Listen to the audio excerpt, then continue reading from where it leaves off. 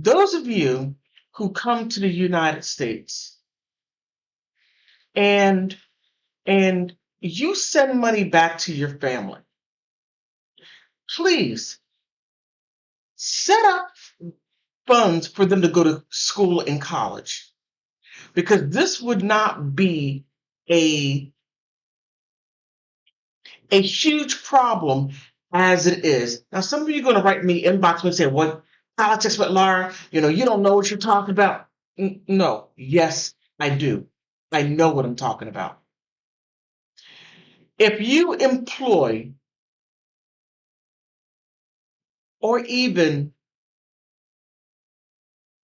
send your family members to school, because when you just simply give them money, just give it to them, they spend it and they have no idea of how money works because you're giving it to them. But if you say, "Hey, one of my family members, look, you're smart. I want you to go to university. I'm going to pay for you to go to university where you could change your family's life." By them being able to do more for themselves, and then they can help the family down there instead of you carrying your whole entire family on your back. And a lot of people that I know, I have worked with, heck, I did it myself with my in-laws. And it doesn't stop. It doesn't stop. Every month, this happens, this person's sick, and it all falls on my ex-husband and I. I mean,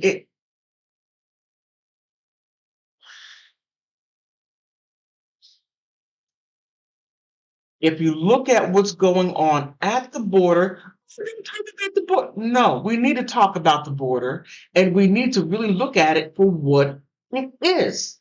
And check out my earlier video I did about 4 or 5 months ago talking about these companies hiring children.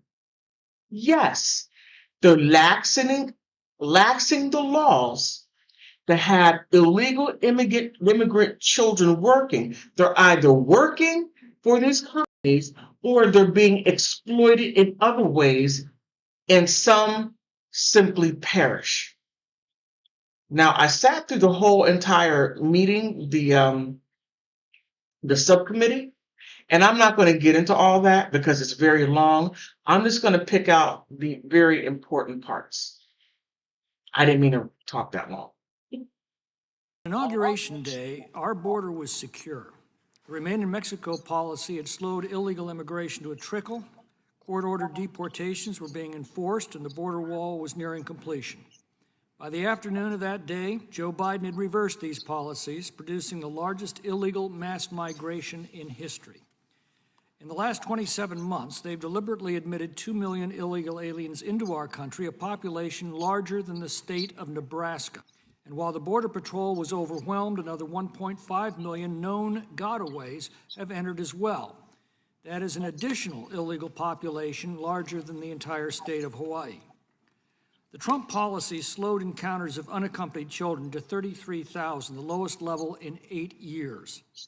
In the last fiscal year, a record 152,000 came across. That's almost a 5-fold increase.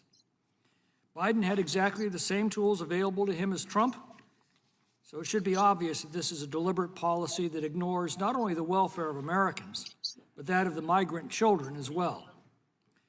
On a border trip last year, I asked a CBP officer how to stop the trafficking of children into this country. His answer was immediate: get them safely home. He said the cartels charge thousands of dollars to traffic these children, and they don't give refunds. The moment children are returned home, they're... Okay, right there. The cartels charge money to bring them up here. Now imagine, just imagine if they were to take that money, instead of sending the children up here, sending the children to school. They have universities down there. They have good universities in these countries. It's just that the people don't see the value in their own country. Their whole thing is America, America, America. I hear it all the time.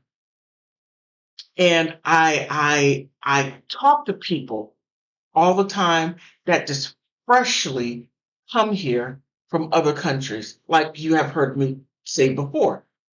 Now, what's interesting is this: once they get here, they say it's not what I thought it would be. It's hard. You have to work hard. Uh, yeah, you got to work hard.